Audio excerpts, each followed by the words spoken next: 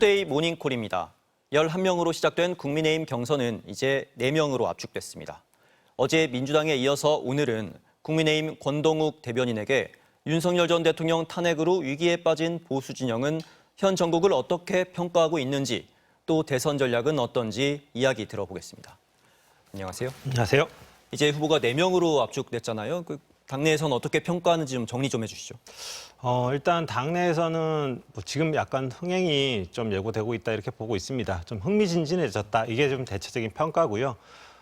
일단은 나경원 후보와 안철수 후보가 이제 4등을 차지하는 부분에서 누가 될 것이냐 이 부분을 주로 좀 언론 쪽에서 보고 계셨던 것 같아요. 근데 이거를 굳이 나누자면은 찬탄 반탄 이렇게 나눠지는데 이게 3대 1이냐 2대 2냐 했을 때 3대 1로 됐을 경우에는 조금 한쪽으로 쏠리는 이미 그래서 방향이 이쪽으로 가는구나 하는 그런 부분에 있어서 선제적으로 좀 결론이 나는 부분이 있을 수 있었는데 2대 2가 되다 보니까 어떻게 보면 좀 팽팽해진 부분도 있고 또 향후에 국민들이 4인 그 2차 경선에서 어떤 선택을 할지도 좀 관심사이고 그래서 조금 더 확실히 좀 재미있어졌다 이런 평가가 좀 대체적입니다.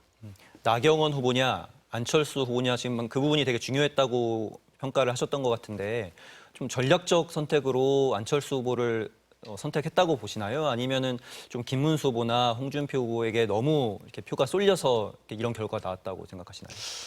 이게 어떤 지점에서 좀 포인트가 있었냐 이 부분은 사실 좀 예측하기는 어려워요. 워낙에 변수들이 많고 근데 제가 보는 부분은 전략적인 사고가 좀 이번에 좀 가동이 된 것 같다 이런 생각을 합니다.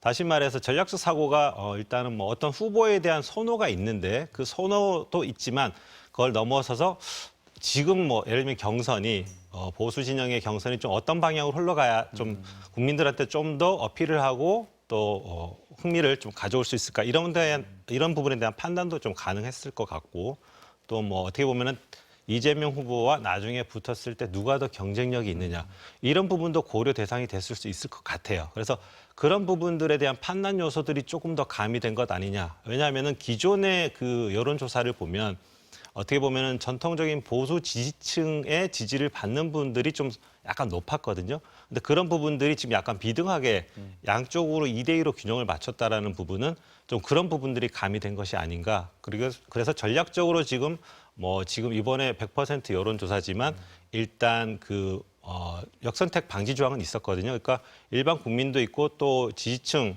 국민의힘 지지층도 있었는데 이분들이 좀 전략적인 사고를 좀 한 것 같다 이런 생각을 좀 하고 있습니다. 그러니까 좀 중도적인 후보가 필요하다라는 평가가 있었다고 생각한다는 거네요. 네, 그렇습니다. 어쨌든 간에 대선으로 가려면 중도 확장성은 좀 필요하다 이런 부분들에 대해서 조금 본 것 같아요. 근데 그 과정에서 바퀴벌레냐 바퀴냐 네. 또 MBTI가 뭐냐 이런 질문들이 나와서 좀 비판이 제기되기도 했는데 당내 평가는 어떤가요? 일단 그런 부분들을 저희가 좀 듣고 있고 또 겸허하게 수용을 하고 있습니다.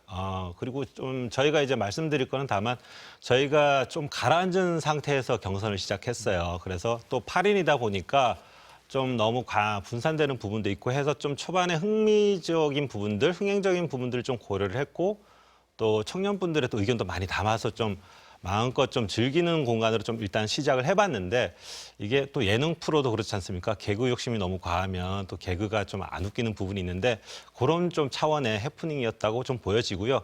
아마 2차 경선은 4인으로 압축된 데다가 조금 더 아마 진중하고 좀 절제되고 그러면서도 좀 비전과 어떤 그런 철학적인 측면, 리더십, 개개인의 리더십 부분 이런 부분들 좀 보여주는 쪽으로 좀 진행을 하려고 그렇게 예상을 하고 있습니다. 그러니까 2차 경선부터는 이런 모습이 나오지 않을 거라고. 네, 그렇습니다. 네, 빅텐트론이 나오고 있는데 윤석열 전 대통령 정당을 창당해야 된다 이런 얘기도 좀 나왔었잖아요. 그 빅텐트론에 윤 전 대통령 측도 좀 포함이 되는 겁니까? 지금 빅텐트로는 저희가 이제 권영세 비대위원장께서 얘기하신 거는 자유진영 또 그리고 헌법 수호 세력은 다 문을 열어놓겠다. 그래서 연대의 어떤 연대의 문을 열어놓았다라는 그런 취지의 좀 기조 입장이고요. 그리고 특정 인물이나 특정 세력 이런 부분들을 지금 염두에 두고 있지는 않습니다. 왜냐하면 저희가 지금 일단 당내에서 국민의힘 후보가 경쟁력 있는 후보 그리고 국민들한테 좀 다가갈 수 있는 후보를 선출하는 게 급선무예요. 그래서 거기에 초점을 두고 있는 것이고 빅텐트로는 좀 큰 측면에서 그리고 나중에 후보가 결정되면 또 후보가 판단하고 결정해야 될 부분도 있습니다. 그래서 일단 문은 좀 개방을 해놓은 상태이고 거기에 특정 세력이나 인물 이런 거를 염두에 두고 지금 판단을 하고 있지는 않습니다. 이번 선거가 윤 대통령이 탄핵되면서 생긴 선거잖아요. 그래서 후보를 내면 안 된다라는 의견도 있는데 이에 대해서는 어떻게 생각하십니까? 이 부분에 대해서는 좀 저희가 책임을 분명히 통감하는 부분은 있고요. 다만 이 부분에 대해서 동의하지는 않습니다. 지금 정치 같은 경우에는 특히 이제 좌와 우의 양날개로 날아야 된다. 아주 이제 전통적으로 내려오는 말이고 또 실제로 그게 맞습니다. 그래서 한쪽 날개가 너무 이렇게 추락을 해버리면은 새 자체가 이제 날지 못하고 추락을 해버려요. 지금 좌우의 양날개로 날아야 되는데 지금 이거가 이제 좀 위험성이 보인 게 국회예요. 지난 국회가 민주당 위주로 이제 거야가 형성되다 보니까 사실 입법부가 기존의 국회의 모습과 다른 모습들이 많이 나왔습니다.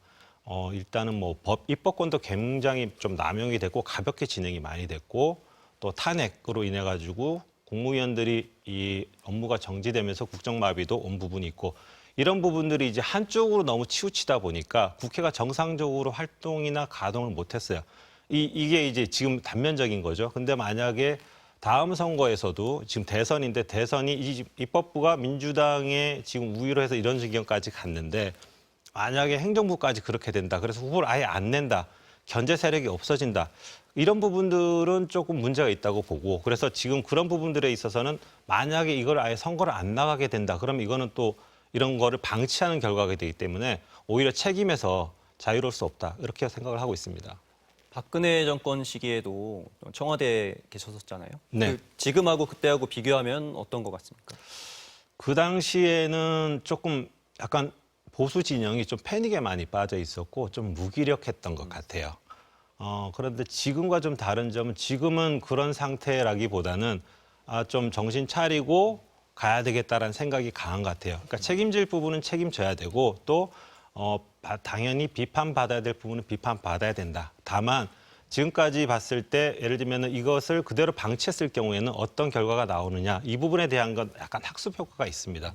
예를 들면 과거 같은 경우에 문재인 정부가 들어서 가지고 뭐 원전을 갑자기 없앤다든지 또 뭐 이렇게 그 부채가 급격히 늘어나는 거 또 최근에 보면은 뭐 통계 조작까지도 나오고 또 부동산 이런 정책들이 일방적으로 가버린 부분들 이런 부분들 그리고 국회도 그 당시에 거야가 형성이 돼가지고 상임위를 독식하고 이런 부분들이 생겼어요.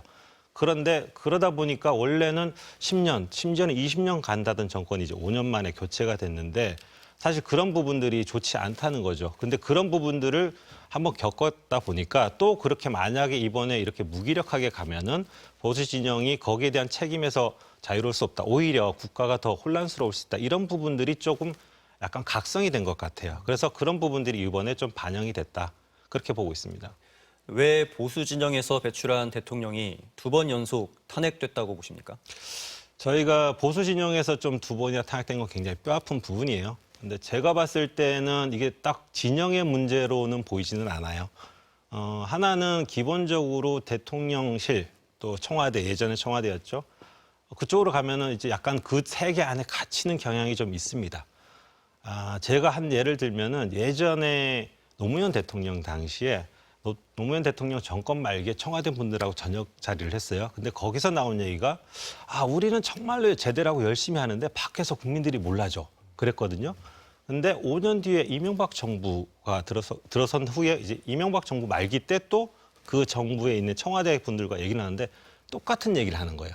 그러니까 제가 그때 느꼈던 건 뭐냐면 청와대 안에 갇히는 부분들이 분명히 생긴다. 그리고 그 부분들을 국민과 좀 다가가는 부분들을 노력을 하기보다는 우리를 좀 더 못 알아줘. 그러니까 자기 중심적으로 생각하는 거죠. 근데 그런 어떤 기본적인 구조가 있는데 그 구조 안에서 그러면은 대통령이라는 그 당사자는 굉장히 밖과 소통을 하고 자기가 이제 균형과 절제 이런 거를 통해서 그리고 상대방과의 타협, 대화를 통해서 자기 중심을 잘 지켜야 된다. 이 생각을 좀 많이 했거든요. 근데 그런 부분들에 대해서 만약에 그 리더십이 그런 걸 하지 못한다. 그리고 자기 안에 점점 갇혀져 버린다. 그러면 잘못된 선택을 할 수 있다.